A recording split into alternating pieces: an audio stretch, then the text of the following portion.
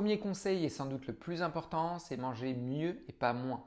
Trop souvent, on a tendance à penser que pour perdre du poids, il va falloir se restreindre, manger moins, avoir des petites quantités, éviter certains aliments, alors que pas du tout.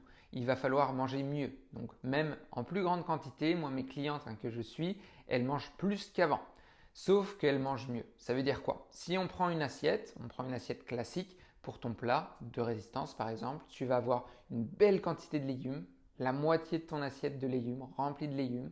Ensuite, tu vas avoir un quart de protéines. Donc les protéines, c'est quoi? C'est tout ce qui est volaille, viande, poisson ou des œufs par exemple. Et l'autre quart, le dernier quart, ça va être des céréales. Les céréales, ça va permettre de ne pas avoir faim dans la journée, de ne pas avoir de fringales dans l'après-midi et de pouvoir arriver jusqu'au dîner et ensuite repartir sur un repas.